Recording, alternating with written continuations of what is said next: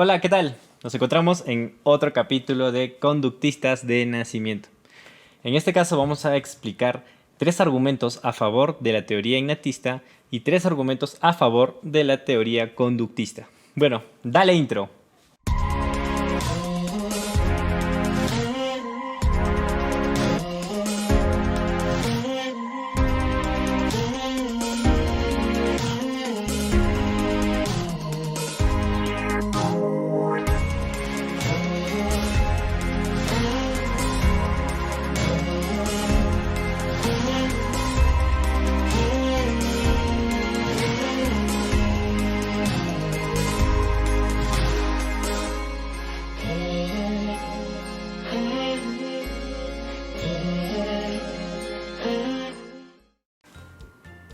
Argumentos innatistas. Las perspectivas innatas y culturales sobre la moral tienen varios defensores a lo largo del tiempo. Respecto a la perspectiva innatista, hablaremos sobre ellos a continuación.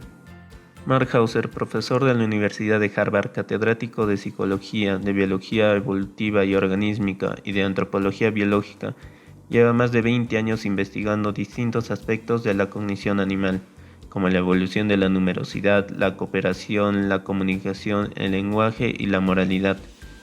Con la finalidad de comprender el diseño de la mente humana, ha realizado estudios en humanos, niños y adultos, primates no humanos y aves. En su libro Moral Minds, Hauser postula, de forma similar a lo que en su día formuló Noam Chomsky como una gramática universal innata, la existencia de una gramática moral universal inconsciente y automática, que surge de manera natural en los niños y que puede coincidir o no con las normas morales establecidas culturalmente. Hauser cree que no es claro para el lenguaje y el comportamiento moral si el proceso de crear diferencias de inteligibilidad entre grupos es adaptativo o un efecto colateral del aislamiento y las contingencias históricas. Este hace mención de nuestro comportamiento moral como una especie de criatura. La criatura, según John Rawls, dispara sus intuiciones sobre acciones moralmente buenas o malas. Según Immanuel Kant, esta criatura replicaría sus intuiciones con argumentos fundados en principios. Y según David Hume, la criatura intentaría inclinar sus juicios a uno de los polos morales, generando emociones de acuerdo con la evidencia. La noción de una gramática moral universal constituye un apoyo a la defensa del pluralismo en Rawls. Es decir, el compartir esta gramática presupone la posibilidad de haber adquirido cualquier sistema moral disponible en el mundo. Según la psicóloga infantil María Pilar Quiroga Méndez, muchos comportamientos como ayudar o no herir parecen constituir morales universales y están presentes desde el comienzo de la vida. En la actualidad tenemos suficiente evidencia para poder asumir que las habilidades morales son innatas y universales. Es por esto que es razonable pensar que un tipo de ser vivo tan intensamente social como lo somos nosotros ha desarrollado una forma innata de los procesos esenciales para la supervivencia. Esto se puede comparar a cómo los animales, a través de la evolución, a lo largo de miles de años, nacen con habilidades específicas que les permiten sobrevivir. Podemos tomar como ejemplo a las crías de los felinos. En este caso, usaremos a los leones. Cuando la madre toma por el cuello a sus crías, estas inmediatamente se vuelven dóciles y dejan de moverse. Esto es, para que sea más fácil para la madre poder moverlos de manera segura, sin que los cachorros intenten escapar o se puedan lastimar en el intento. Entonces, si los felinos pudieran obtener esta función básica para su supervivencia a través de la evolución, ¿por qué los seres humanos no podrían haber obtenido las capacidades morales básicas para poder sobrevivir en sociedad desde el inicio también a través de la evolución de los miles de años? Por otro lado, el procesamiento moral sigue una secuencia destacada por su automaticidad y es fundamental conocer cuáles son los aspectos neurocognitivos a los que responden, así como su periodo crítico de instauración. Todo esto nos coloca en un paradigma nuevo, más complejo, más interesante y más respetuoso con los aspectos que son esencialmente humanos. Aspectos que tienen la sabiduría para crear procesos que funcionan de manera genuina, equilibrada y adaptativa. Son estos aspectos los que nos han permitido sobrevivir en grupo. La psicología del investigador puede mirar con asombro la aventura por la que cada niño produce y demuestra los mecanismos que hemos adquirido y con los que hemos logrado sobrevivir de manera exitosa durante miles de años como una especie que vive de manera social. Hemos escuchado lo que la psicología tiene para nosotros, pero ¿qué piensa la biología? Para el Dr. Mario Méndez, en su artículo de Neurobiology of Moral Behavior, los seres humanos tienen un sentido moral innato basado en una red neuronal centrada en la corteza prefrontal ventromedial y sus conexiones. La red neuronal funciona a través de emociones e impulsos morales como evitar el daño a los demás y la necesidad de justicia y castigo de los infractores.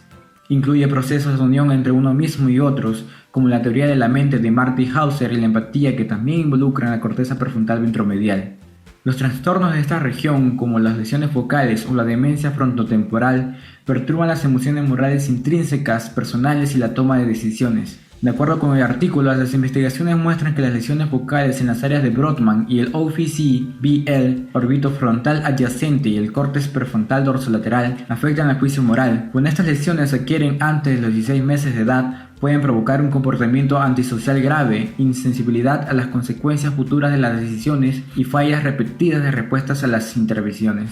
Cesare Lombroso fue un criminólogo y médico italiano que planteó la teoría del criminal nato. Esta explica la existencia de una serie de anomalías psicopsíquicas que caracterizan a algunos sujetos atávicos, no suficientemente evolucionados y que les conduce indefectiblemente al delito.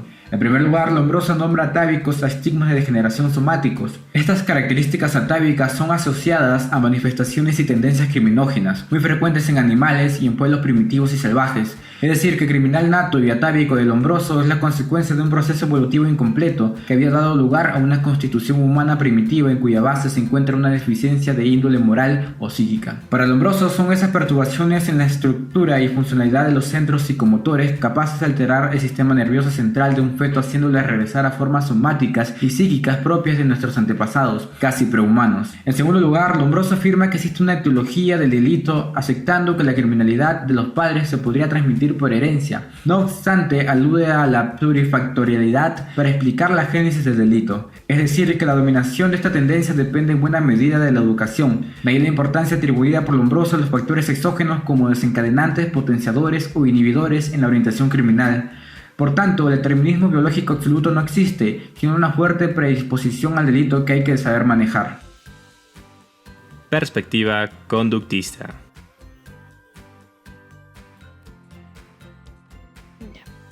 En el texto La moral, innata o adquirida de Molina, se puede ver claramente una tendencia neutral en su formulación.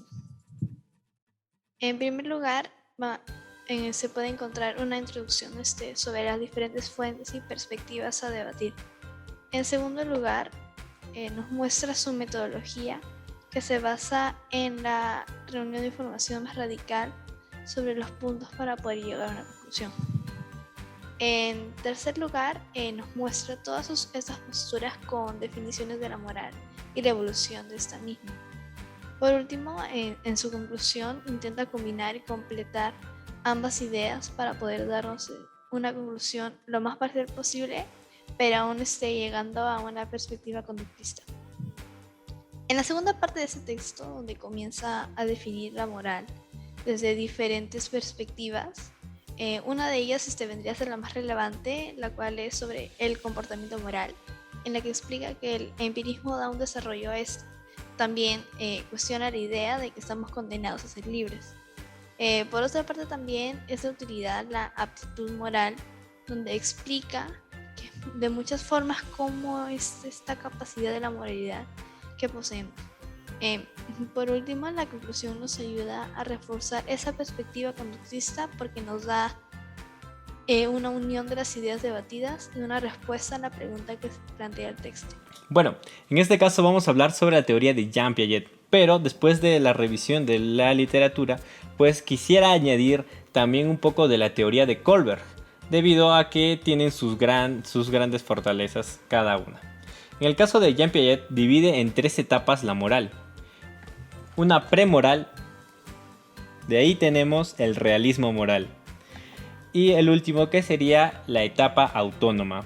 En este caso, lo que Jean Piaget propone siempre es la idea de que a cierta edad uno llega a manifestar este tipo de moral, dando así una idea de que uno necesita solamente el medio biológico para poder llegar a esta moral. Pero aún así podemos entender con Kohlberg que esta edad no es suficiente para poder manifestar la moral, sino que muchas veces hay adultos que ni siquiera llegan a tener todas las etapas. Entonces, ¿qué es lo que pasa aquí? Lo que propone Kohlberg es también darnos una idea de que la inteligencia y algunos factores externos son los que posibilitan que esta moral pueda seguir evolucionando y llegando a una moral mucho mayor, o sea, una moral superior. En este aspecto, ¿cómo es que Jean Piaget llegó a esta teoría? Pues él y también aparte, claramente, Kohlberg también hizo una serie de preguntas y también dilemas éticos y morales a los niños para poder saber sus respuestas y así poder darnos una idea de en qué etapa, en qué edades se puede manifestar este tipo de morales. Entonces, esto es un estudio ya realizado por 2 científicos específicamente en el tema de la moral en los niños. En la primera etapa de la cual propone Jean Piaget es la etapa premoral, en la cual todavía la moral no se crea, todavía no se puede manifestar, o al menos no se puede comunicar hacia las personas esta moral. Aún así, se da en esta etapa, pues, el momento en el que el bebé comienza a tener acciones, a tener movimiento, y tampoco puede tener razonamientos abstractos. En la etapa premoral, el niño no tiene mucha conciencia de las cosas que realiza, pero en esta parte es donde aprende a realizar actividades y a entender poco a poco y asimilar las ideas que le propongan la sociedad y sus padres sobre la moral. Claramente la moral es adquirida mediante el conocimiento y la información de los padres en esta parte. En la etapa heterónoma, pues tenemos que Jean Piaget demuestra que los niños de 5 a 10 años ya logran a tenerle miedo, o al menos ellos ejercen la moral debido al miedo, o a la idea de que van a ser castigados si es que no realizan una acción correcta. Esta puede ser realizada por entidades como la policía, Dios, los padres, etc. En esta etapa, los niños están muy dicotomizados. Si algo es bueno, lo va a hacer al 100%, o algo es malo al 100%. Nunca hay grises en su forma de ver de moral en esta etapa. En la última etapa, que sería la etapa autónoma, el niño ya comienza a tener una idea mayor sobre cómo funcionan estas ideas. En este momento, él sabe que las ideas de bien y mal se pueden modificar mediante la situación. También que estas pueden ser impugnadas, y que el castigo a veces no puede ser tan relevante o menor relevancia. En esta etapa ya es una moral mucho más avanzada. En comienza a tener una idea moral mucho más general, mucho más amplia y autónoma, que se basa en su experiencia y en los tratos psicológicos que ha tenido durante toda su vida. Entonces esta moral es mucho más allá de lo que se le ha impuesto, añadiéndole cosas extras de su experiencia en la que ha podido vivir este sujeto. Realmente también aquí podemos darnos de cosas muy interesantes como el castigo, el cual también nos puede ayudar a entender un poco cómo funciona la moral en las etapas previas. Por ejemplo, en la etapa premoral tú no puedes castigar a este niño porque él no entiende por qué está siendo castigado, no entiende qué es el bien ni el mal todavía. En cambio, en la etapa heterónoma, el castigo sí puede ser entendido de cierto modo, debido a que ellos van a tener miedo a tener represalias, a realizar acciones consideradas negativas o consideradas buenas. Para Jean Piaget, ¿cómo es que definió la moral para estos niños para que pudieran entender un poco sobre las preguntas que le hizo? Pues Jean Piaget definió de esta forma. Pues su definición era el respeto por las reglas y la justicia para ellos mismos. Esta era su definición de la moral, la cual se le explicaba a los niños. Claramente, como estos niños todavía no tenían la suficiente experiencia para poder entender cómo es la moral, tuvo que ser una explicación definida por él mismo, para que ellos pudieran adaptar esta información. Bueno, en el caso de Kohlberg podemos añadir algunas cosas. Esta también lo divide en 3 etapas, pero cada etapa se divide en 2 estadios. Para resumir y darnos un complemento a lo que ha explicado Jean Piaget, que es muy parecido, pues en cada parte se llama primero preconvencional, convencional y postconvencional. Quiero enfocarme más en la postconvencional debido a que aquí se diferencia un poco más de Jean Piaget. En la postconvencional, en el quinto estadio, pues en se basa la moral en la satisfacción de la sociedad y llevarse muy bien con el trato social. En este aspecto es donde la mayoría de personas se estancan y se quedan ahí su moral. Pero Kohlberg menciona que en el sexto estadio no se llega porque algunas veces no se necesita solo la edad. Puedes tener 18 años, pero una persona de 16 ya estaría teniendo haber llegado a este estadio antes que tú. Y entonces, ¿en qué influye para Kohlberg? pues sería la inteligencia y la experiencia que se ha vivido durante todo ese tiempo, la que le añade esa posibilidad de llegar al siguiente estadio. En este caso, ¿de qué trata el último estadio? El sexto estadio, en la postconvencional, en la teoría de Colbert, pues trata sobre una moral basada en leyes universales, en la cual están por encima de cualquier ley, cualquier norma establecida por otras personas, basándose en sí mismo, y una justicia muy abstracta, completa, en la que esta persona llega a entender la justicia y la igualdad y la equidad de diferentes formas a la que cada uno la puede. Y bueno, este sería el argumento conductista validado por Jean Piaget y Colbert. Muchas gracias. Tomasello sugiere un modelo de causal transaccional donde la maduración de capacidades para la intencionalidad compartida hace posible nuevas formas de interacción social cooperativa. En primer lugar, usando medidas fisiológicas directas de excitación emocional, Tomasello encuentra que los niños están igualmente satisfechos cuando ayudan a alguien que lo necesite y cuando ven a esa persona ser ayudado por un tercero.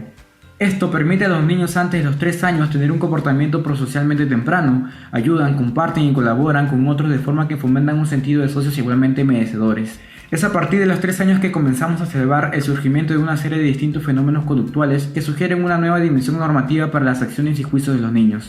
Parte de la explicación de la teoría de la cooperación y el desarrollo moral temprano es madurativa, donde los niños de 3 años comprenden cómo funciona el compromiso conjunto, justicia y culpa. Compromiso conjunto, donde cada socio juega un papel colaborativo con diligencia de la manera ideal mutuamente entendida hasta que ambos se hayan beneficiado. Justicia, aunque inicialmente el hallazgo básico es que los niños normalmente aceptan distribuciones desiguales, son Warneken, Loos, Melis y Tomasello quienes encuentran que en el contexto de una actividad colaborativa, los niños de 3 años suelen dividir el botín igualmente. Weiss, Carpenter y Tomasello realizaron un experimento para desenredar la culpa de la simpatía. El resultado fue que los niños de 3 años que pensaron que habían causado daño a menudo intentaban repararlo, demostrando que no solo eran síntomas de simpatía, sino que se sentían culpables por causar daños y querían compensarlo.